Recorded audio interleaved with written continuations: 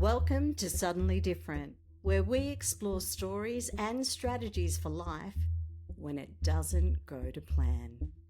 I'm Leigh-Anne Charland, inviting you to join me on this journey. Today's guest knows what it feels like to live between worlds. Born in Ukraine during the final years of the Soviet Union, Anna Osherov arrived in Australia as a child when her family made the courageous decision to leave everything familiar behind in search of safety, freedom and opportunity. But migration isn't simply a change of address. It's a change of language, of culture, even identity. And as a child, you haven't really created yours yet. So it's learning who you are while simultaneously learning where you belong. Anna grew up carrying layers of identity that don't fit neatly into a single box. She's Ukrainian, Jewish, an Aussie, and she speaks Russian while not identifying as Russian. Connected deeply to her Jewish history and culture while navigating what it means in a rapidly changing world. Today, she is an entrepreneur, educator, award-winning marketer and founder. Yet, beneath the professional achievements sits a deeply human story about belonging, resilience, identity and home.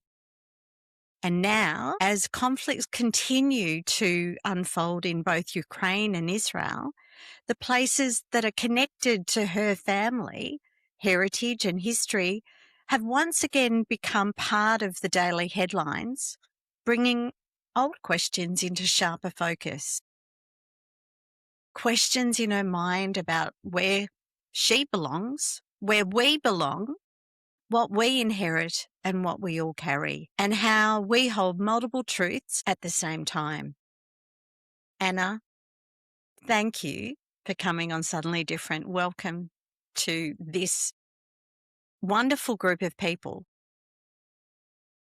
Thank you, Leigh-Anne. That's probably one of the best introductions I have ever had that encompasses so much of who I am and where I've come from. So thanks for putting that together. It made me emotional.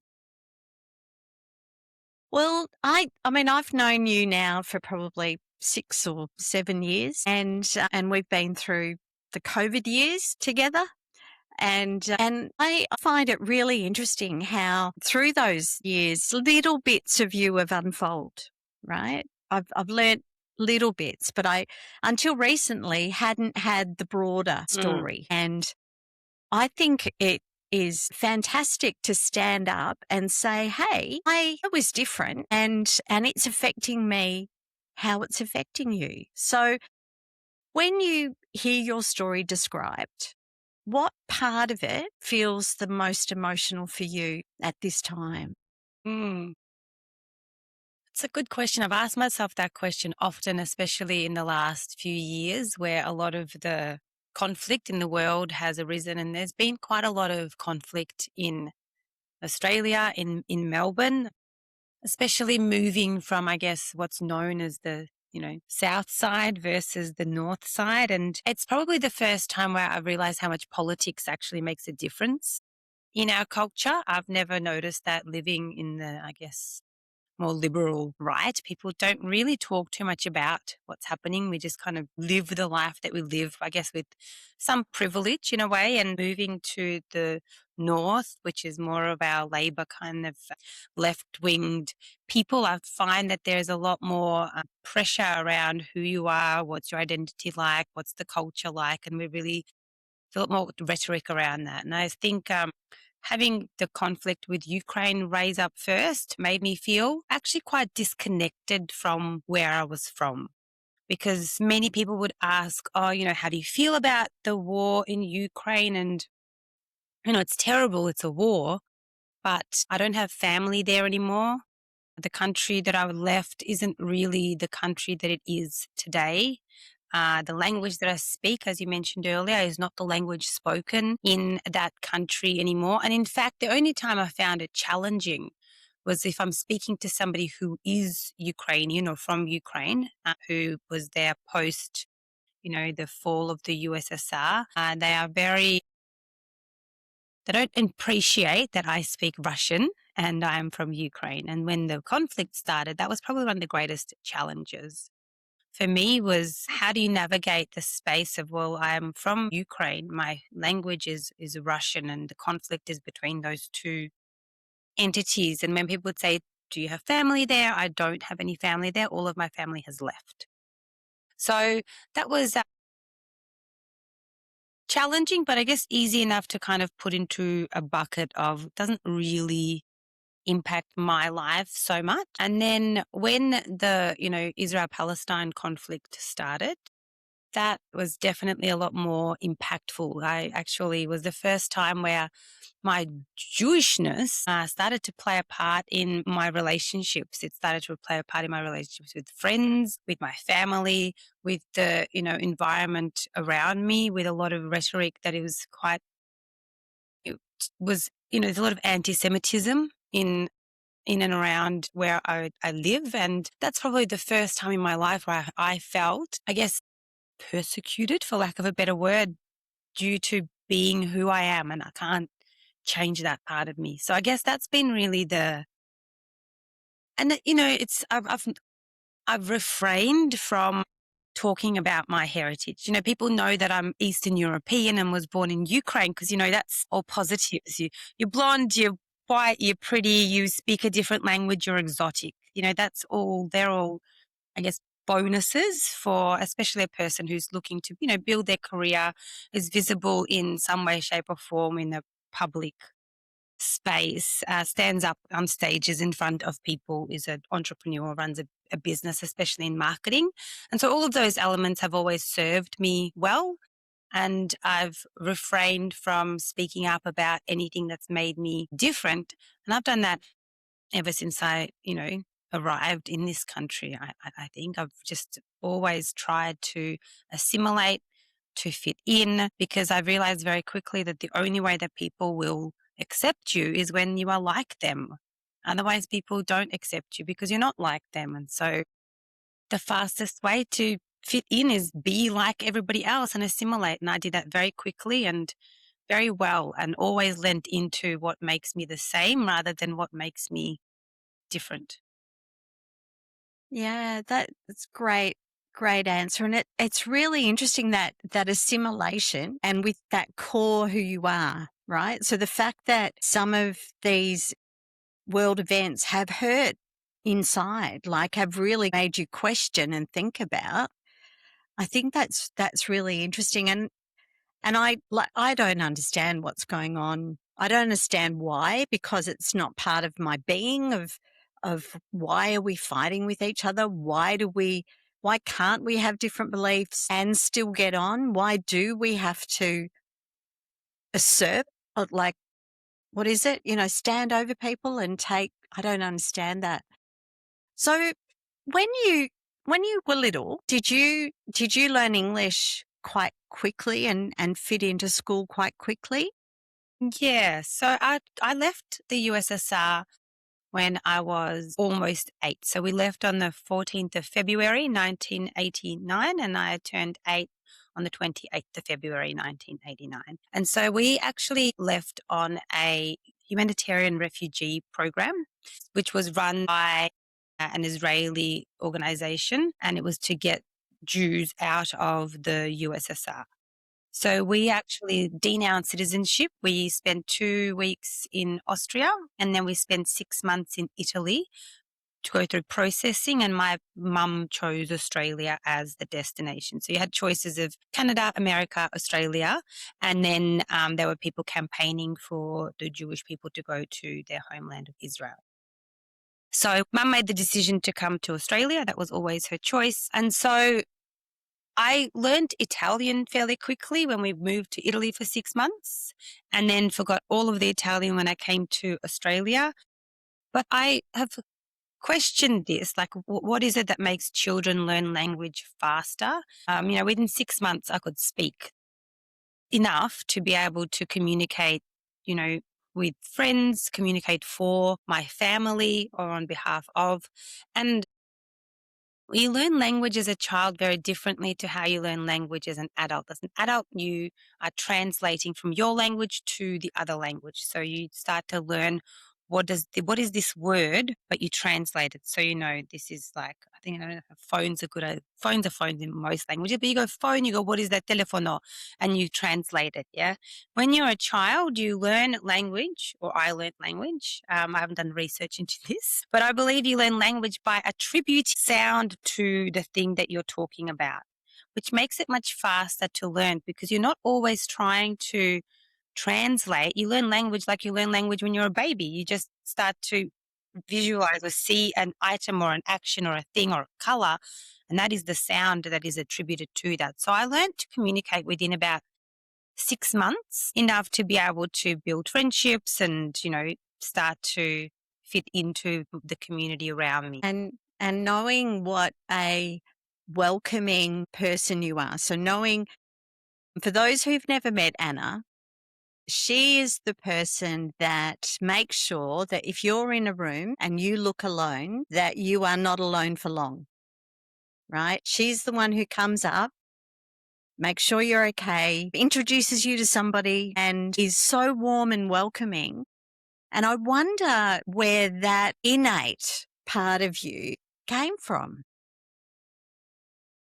Good question, Leigh-Anne. I think part of it is I was actually born on the day of zest. Now, there's something called the Dictionary of Birthdays, and my birthday, the 28th of February, I was born on the day of zest. And that desire to connect with people has been with me for as long as I can remember. Like from the moment of, that childlike joy in meeting a person or seeing a person, and that curiosity and that just desire to connect has been with me my whole life. So potentially that made it easier. But what you're speaking about there is really interesting observation.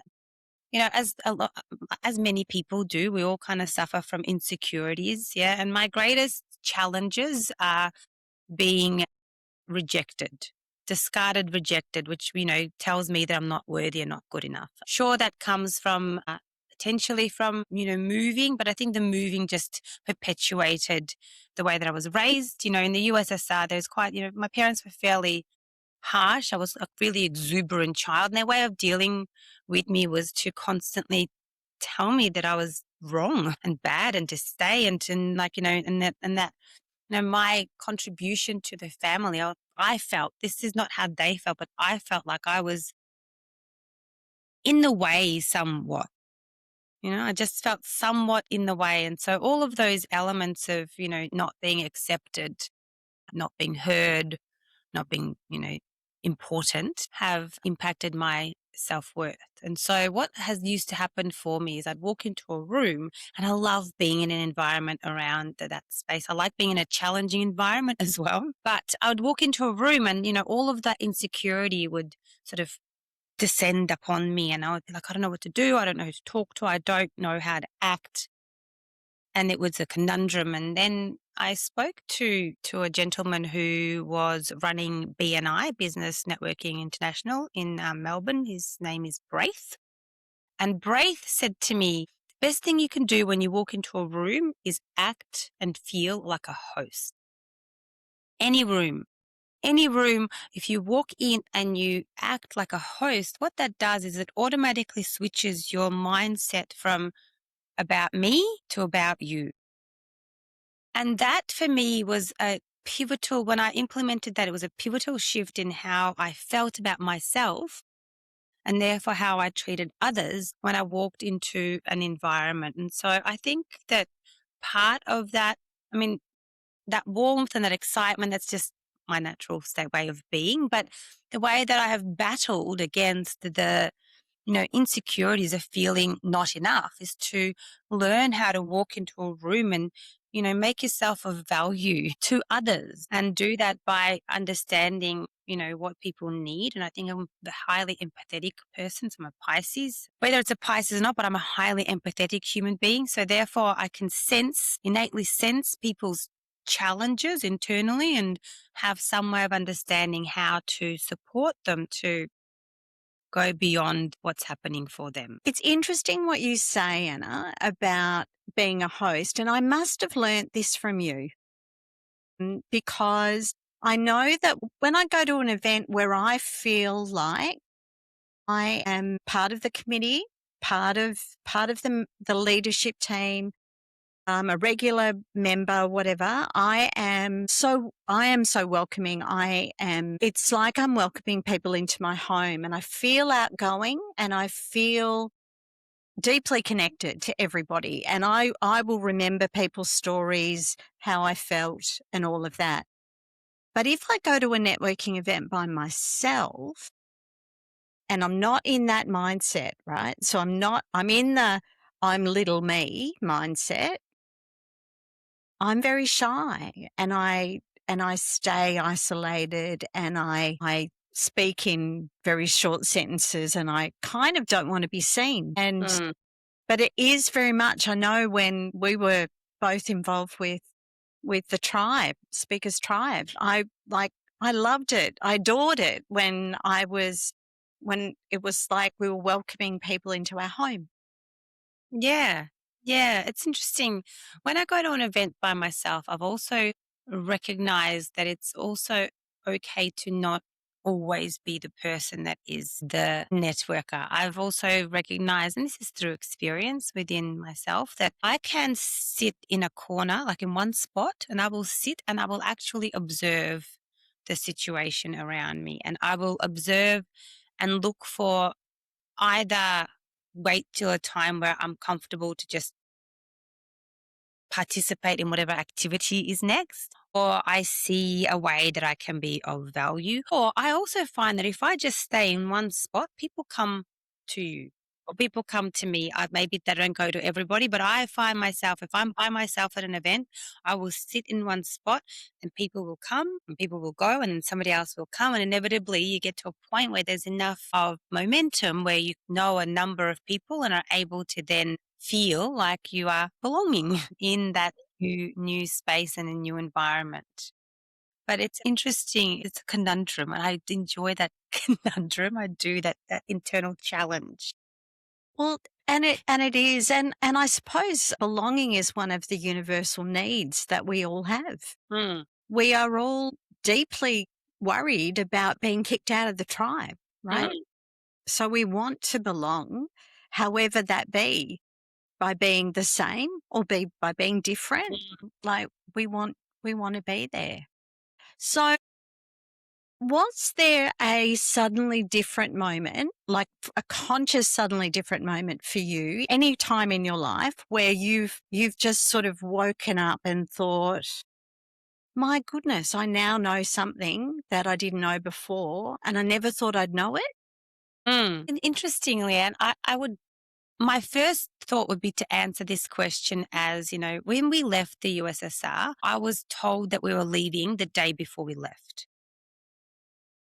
Because it was dangerous to leave. It was still a communist country. Leaving was not acceptable. You weren't allowed to take anything with you, because everything belonged to the government. And so I was told, I don't remember being told, but I remember leaving. And so I was literally told the next day we went to Moscow. So I lived in near Kiev, or in Kharkiv, which is kind of between Ukraine and Russia. We went to Moscow. I have a photo in front of the Red Square, and then we left. And then from there, we went to Austria. And I remember the first time I saw a supermarket. Clearly remember, because in the USSR there was no supermarkets. There was the deli and the dairy place and the grocer. Like, you buy everything separately from shops. Whereas, I walked into a supermarket, and I to this day get excited in a supermarket. I got into a new country and I walk into their supermarket. I just walk around and observe what's on the shelves. It brings me lots of joy.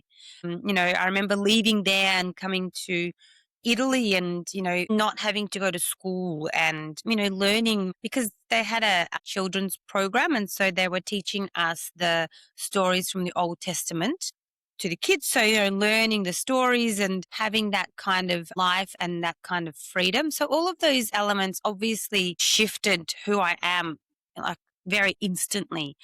However, I guess I was too young to recognize what that taught me. I just, kids are adaptable. You don't have a choice, you adapt. Because previously to this, I was living with my grandparents. My mum and dad were living in another apartment because where my grandparents lived, there was a school that was less anti Semitic to children. So I stayed with my grandparents. These aren't things I knew at the time. That was just, what I knew was that my mum and dad left me and moved somewhere else and they don't want me to be living with them. That's what I knew as a child. Told myself, whatever I told myself about that. And then when we left, I was living with my parents. I was like, oh, exciting. My parents will be with me and I'm no longer, being shunned by my lovely grandparents, who my grandma was like my best ally. But, as a child, these are the things you think of. But when I think about in my life that whole suddenly different where you never go when you've learnt something, I actually learnt that traveling. So I went overseas when I was 24. I finished university,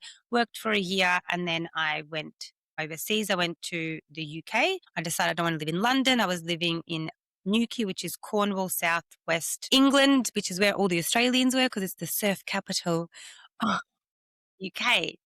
But whilst I was there with my boyfriend at the time and he was still working and I went traveling with a friend. And then I was meeting my boyfriend, he's half French. So the plan was my friend and I were going to travel around sort of Eastern, Western Europe, sort of Germany, Czech Republic, Poland, Austria, etc. And then I was meeting my boyfriend at the time in France. And so I ended up in Munich by myself for I think 3 or 4 days. And I remember waking up the first day I was there by myself. So my friend had gone back to England. And I remember waking up and I just remember this feeling of like immense freedom. And it was the first time that I realized that I can be whoever I want to be in this moment right now because there is nobody here that knows anything about me. And so I don't have to be, Pat's friend, or I don't have to be, Dave's girlfriend, and I don't have to be, the manager at my work. I don't have to be any of those things. And I can get up and I can spend my day exactly how I want to spend my day. And just that sense of freedom and that sense of joy and magnetism. I just felt magnetic, and I spent the day like wandering around Munich and like going to wherever I wanted to go just in that city. And then at night time we came back and I was in a hostel. So I met some people and I met these guys and I said, oh,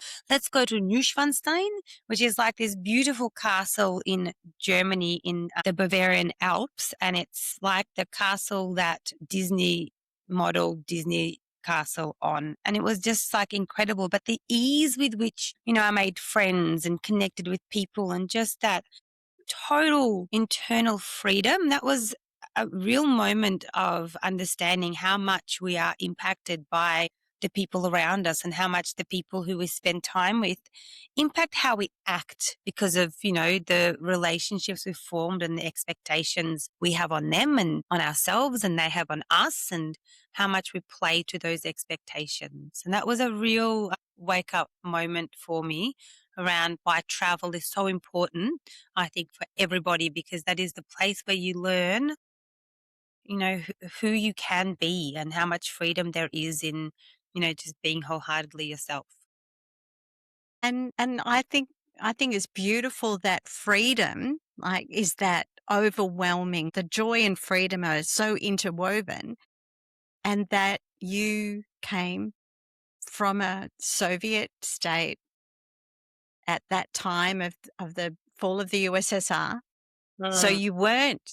you weren't in freedom, right? You weren't free to be yourself. You weren't free to have your religion. You weren't free to be with your parents. And now you've got a direct line to it, right? You know how to do that. Traveling, I know, like I've spoken to you after some of your trips and seen your posts and you glow. Like travel and expansion is your thing. I love new experiences. Just Yeah. that. Love new experiences.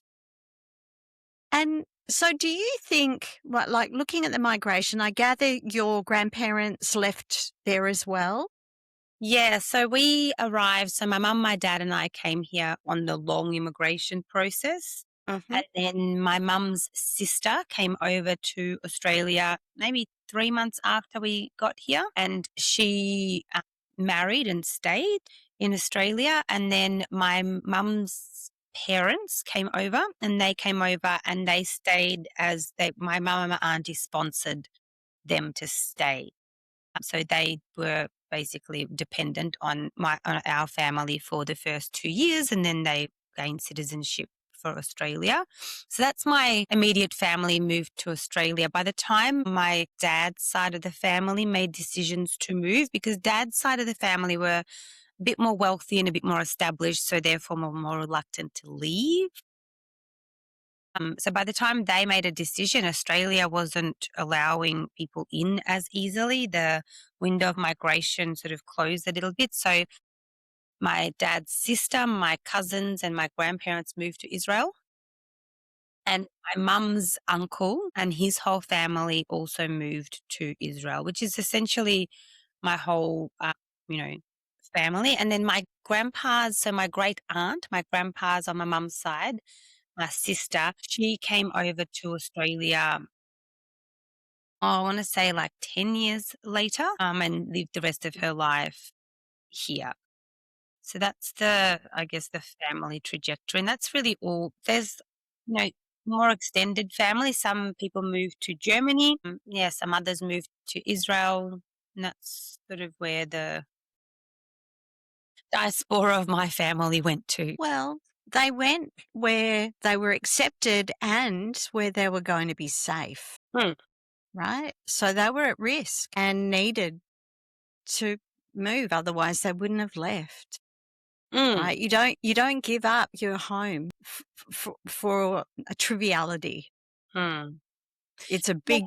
big decision for parents to, especially with children. I've interviewed people and I've now met two different people who were boat people, Mm, and like to make the decision knowing that pirates attacked the boats, and it was a horrific risk, but it was risky to stay in the country. And I'm sure your parents and your family faced that decision, and it wouldn't have been easy.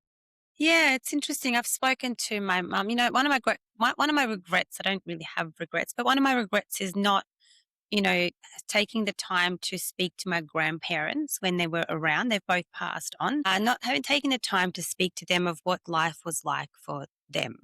But I've spoken to, my mum and my auntie. My dad's also passed now, but a lot around what are some of the decisions they made? And like my mum's family made that decision as a family. That was the plan. The plan was that we leave as, a young family. We go to Australia. Then my auntie comes over, which enables my grandparents to come over. That was like the bigger plan for the whole family to do. And, life is very different now. We left, you still had, international calls, and you didn't know when you were going to see your family again. You sent letters over. And so I guess for them leaving, as much as there was a plan and there was it's a lot safer than going by boat. When we left the USSR, and that's partly why I wasn't told that we were leaving until the day before, but because when you got to Italy, you weren't allowed to work and you had to somehow survive. And so the information was coming to bring things that you could sell at the markets in Italy. And so my parents, I guess, tried to smuggle whatever they could, and they hung a necklace on me, with like a gold necklace of some description. I remember being in the customs, like leaving, and the customs person was saying, do you have anything else to declare? And I remember looking at my grandma on the other side of the barrier and going, assuming he can't see me, he's standing right there, but I was 7. I'm like, what about me? And at that point, they saw that, and Dad got taken, and he got strip searched, and some of our stuff got taken away from us. And then when we arrived in Italy, I remember we smuggled. They were river pearls. They're like the bead shape, and Mhm. like sell them at the market. And there's actually a documentary. It's called Summer of '89 in La Dispoli, which is where we were in Italy. Because what happened, there was a lot of Jewish Russian migrants who descended on the city, and they were taking the jobs and taking the housing. We were the undesirables there to try and survive. And but Dad found a job. Dad was painting houses, and Mum was baking or something. I was running around like a, loose unit, kind of running around. But I guess the point and the plan was to go to Australia and to bring over the rest of the family, and for everybody to have a better life. And it's probably was challenging for my grandparents. They came here, they never learned how to speak English well enough to be able to enjoy living as an Australian citizen. They stuck with their community, and their community was, you know, I I don't think of myself as a person who is Jewish by religion, because I'm not Jewish by religion, but I am Jewish by genetics. And I find that really hard to explain to people, because it's, one of the very few ethno-religious groups. And so therefore, people are like, oh, you're Jewish, so these are your beliefs. I'm like, well, they're not my beliefs. But if we think about the Holocaust, Hitler did not kill Jews because you believed in the Jewish religion. That was the original, the word genocide came from the word Holocaust, because he was literally trying to remove a lost race. They were building museums for the lost race of people. And so I think that part that I've always, that brings up a lot of that internal conflict, is because I can't not be that. Yeah, yeah. It's not about the rituals that you are part of. It's not about the, all of the stories that you get told, but you are genetically in your DNA. You have this. And Mm, just as the African Americans have got African heritage, mm, and, I've just come back from China, and the Chinese will mm. have, their province. Yeah, I think So, sometimes it's easier to explain it, because what the challenge is with me, and especially because I do look like how I look. Like, I am white, I'm blonde, I don't exhibit a lot of the genetic traits of a Jewish person. And so, it's like saying an Italian person is Italian because their genetics is from Italy. They are still a Caucasian person, but they yeah. are Italian. Like my passport. So in the USSR, when the Soviet social states were the states, your passport said your heritage in it. So it was passport from the USSR, but your passport would say, if you were Ukrainian, it would say Ukrainian. If you were from Belarus, it would say Belarus. If you were Estonian, it would say Estonian. Mine said Jewish in it. So it didn't have a region, it didn't have a country. It Your genetic, your Yeah. race. Yeah, Because and people who are it that Ukrainian, they're Ukrainian. yeah, And if you're Estonian, you're Estonian. And if you're Jewish, yeah, you're Jewish. yeah, and it doesn't matter which country you were born in, you are Jewish. That is Yeah. so confusing. That is really confusing. And I can imagine that, yeah, that I've never really thought about that. Is there any other group, right? I can't even think of how to describe it, but is there any other group that is similar to I that? don't. I know that Jews are not the only ethno-religious group, but I do not know of. I cannot Mm. give you another example. But I guess what you were saying previously, it's like an African American person. They're genetically African, and they live and were born in America. It's the same. It's like a person who's born in Australia, but when you say to somebody who's Australian, what's your heritage? They will tell you what their heritage is, and their heritage is from where their ancestors came from. It just so happens that their ancestors came from, and their ancestry is from the same land as they were born in. But my ancestry, and that's why Israel was given back to the Jews after the Holocaust by the Brits, because the genetics of the people come from that region. Yeah, I think that the whole conflict is actually, in my mind, has just become even more complex, and as to why it is such a big world issue. Mm. So I'm curious about at school, right? So Mhm. often when I can remember having Italian people at our school, and they must have only recently come, and so they didn't speak English well, and they had funny smelling lunches, right? And we didn't understand. So for anybody who's ever been hurt or ostracized or left out by anyone at school, a child doesn't know that they're not treating you fairly when they're, 5 or 6, because you're just different. But did you find at school that you stood out as being different, or did you assimilate pretty quickly? Both. So I guess I was a little bit older than 5 or 6, so I probably had a little bit more of an understanding. And maybe because we went through Italy, I had to learn how to make friends and connect with people to build community. I don't have any siblings, so again, it's probably taught me to be fairly resilient in the space of, connecting with people and learning how to connect with people. But when we first arrived, I went to a Orthodox Jewish school for 3 months in East St Kilda, which is the standard place where most Russian Jews, and there's a big Jewish population there. And then we moved to East Bentley, which is also now known as a place where a lot of the Russian Jews went to, but that's where we moved to. And I went to Eastmore Primary School, and I was the only child that couldn't speak English. And I remember thinking that if I can run faster than the other kids, they would be friends with me. And I had one friend. So I guess by the time I went to Eastmore, I probably had some grasp of the English language. I could speak a little bit. But I've got one friend. Her name is Danielle.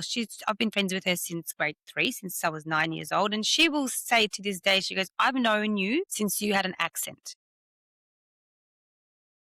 And like, she used to make fun of that accent. She still does. She probably made fun of it more in a, not so nice way when we were 9. She now makes fun of it in a very, warm way, but she'll still make me say tomato sauce because that's how I tomato sauce. And I ingrained myself in people's families. I became their other child. It was just, I guess, how I learned to survive with a family who were busy. Like, my family were just busy. They had to work, they had to Surviving. survive, they had to, study, they had to do a whole lot of things that weren't really. So mum put me into scouts to ensure that I, got to see some of Victoria. But I would just, as an only child, I would just ingrain myself in other people's families. And I've got at least 3 or 4 friends where their parents say Anna was our, second daughter, because I just used to sit in their houses and just remember having that, like, I guess just watching how other families interacted, that people actually spoke to each other and, had conversations about what their day was like and what they achieved and what they didn't and their troubles and tribulations. That was just not how my family at the time acted. For me, it was just mind blowing. It was nice to be, included into someone's family and, cared for. My same friend Danielle's mum was like, your friend Anna is a terror, but knew her my whole her whole Yeah. adult life. Yeah, Yeah. well, you would have known if they didn't want you there, you wouldn't have been there. So the fact that they embraced you, that is so beautiful. So, Yeah, I stayed. I was told, Anna, go home, and I would just say no. hey, I've kind of heard that, like maybe I've been in one of those moments. So many migrant families carry a story of survival, and honestly, but most people in Australia, including Indigenous, Mm. all carry stories of survival. We've either fought to stay here or fought to come here. Mm. So, and some of those stories are spoken, some are silent. As you said, you didn't get to speak to your grandparents about it. But if you look at the work that you do in the event space, in the AI space, in marketing, what do you do as an adult in your determined way to make sure that there is an understanding and appreciation for all of these stories? Mm. It's a good question. I've recently been reviewing that because I've been asked, I've spoken to a few people recently on a podcast style that's a bit more about personal rather than business. Previously, I thought that the only value I could add was through talking about my business and marketing skills, but I've learned that that's not necessarily the case. And so, I have spent my whole life helping other people be seen, heard, and chosen. That's actually what I do. I help people get seen, I help them get heard, and I help them get chosen because I guess I've fought really hard my whole life to be of value and to be seen, heard, and chosen. And so And without it's rewind, yeah, genetically part of you. yeah. And so I guess that's really everything that I can think about that I do in any of my work environments, whether it is, within the event space, within marketing. And, I feel like events are just a really great marketing channel to help you get, yourself seen, heard, and chosen. Who you are is so visible on stage. And I guess it's that culmination, that freedom of self, that freedom that I felt that first time I was by myself overseas where I had no expectations on me.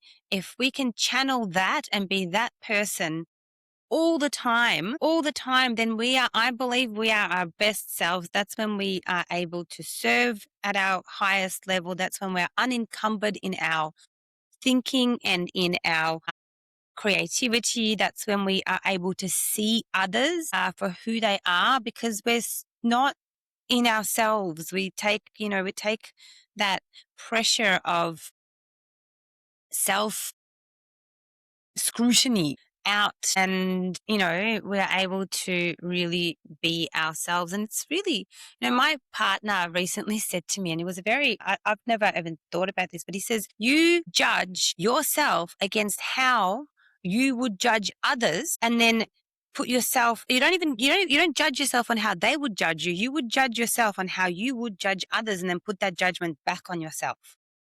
He goes, and that's a really hard space to live in. And I was like, oh, yeah, that's how I live my whole world. Like my whole life is like that. But if I'm able to remove that, and when I'm able to remove that, because that means I'm not judging self. And when that is taken care of, then you have just a much happier existence. And I just want people to live a joyful life. Just be a joyful life and contribute how you contribute because we all want to, at the core, everybody wants to contribute in some way, shape, or form. Everybody wants to be seen and acknowledged for what it is that they do, what it is that brings them joy. And if you can somehow support that, that's where I just thrive. Like I can see for you what you can't see for yourself because you're just blocking that with your own judgment and Yeah, well, and that is what we do. I was talking to someone about cancel culture, and it's similar. We are the first people to put the barriers up so that people can't see us, right. and then we have a distorted view on them, right? So if we're able to remove the cancel culture, bring the barriers down, and inhibit, is it inhabit Mm. the person that we are. And when it comes to brands and businesses and everything, be really true about what those brands and businesses are, right? Because people smell when you're not being true, right? And when you're not being authentic in yourself. And that's probably like when we come back to, why is it that you are how you are in the room when people meet you, you are authentically you. You've learned how to manage that whole judgment, expression, determination to be here part. Mm. And that doesn't mean we don't have our moments where we feel, like small or different. We all do that too.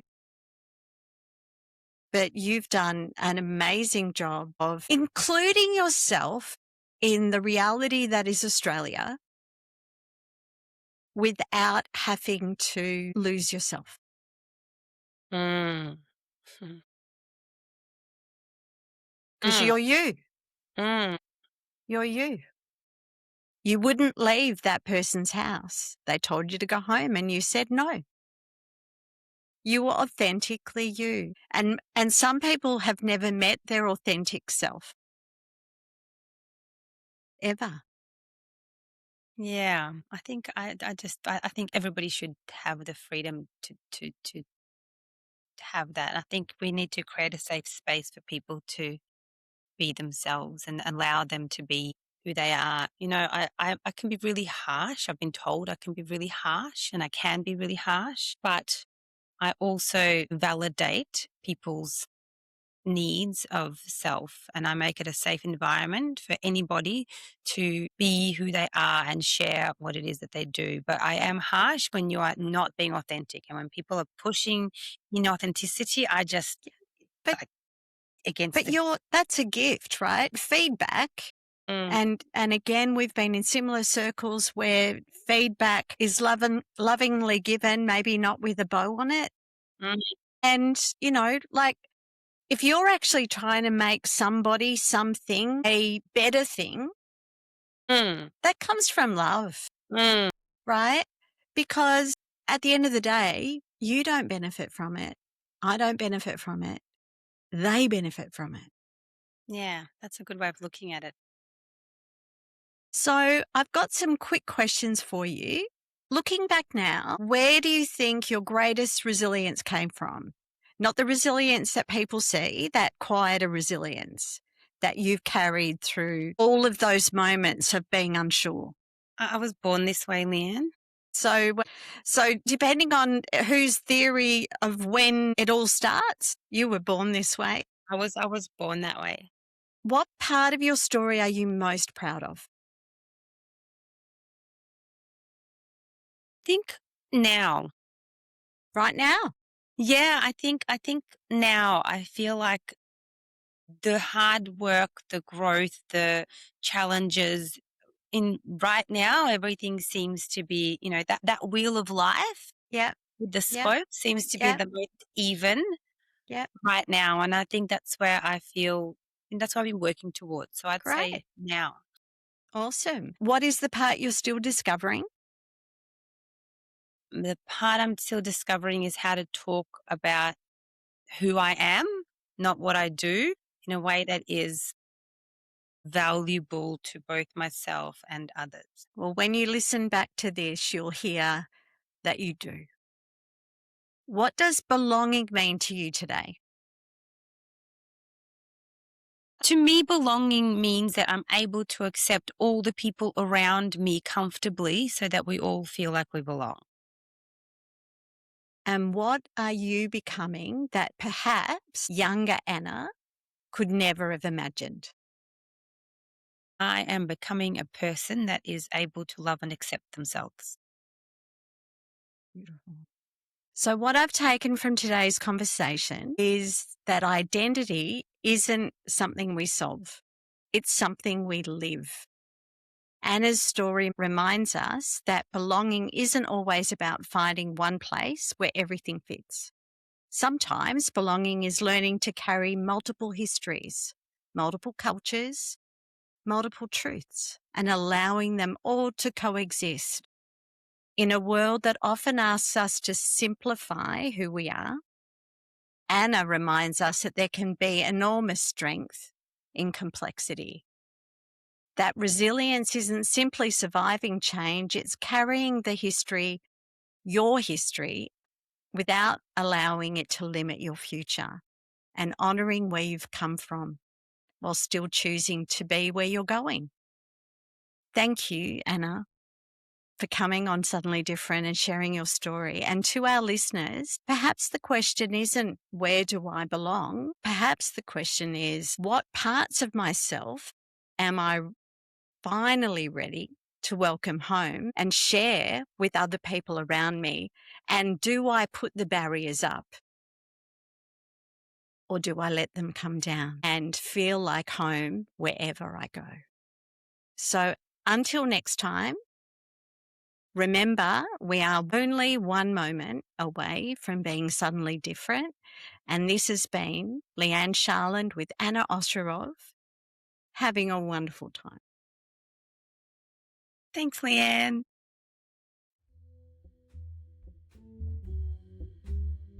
This has been Suddenly Different. I'm Leigh-Anne Charland, and I'm so grateful you shared your time with me. If you felt a spark, a tear, or a moment of recognition, I hope you'll pass that gift along by sharing this show. Take a deep breath, trust your path, and I'll meet you back here soon.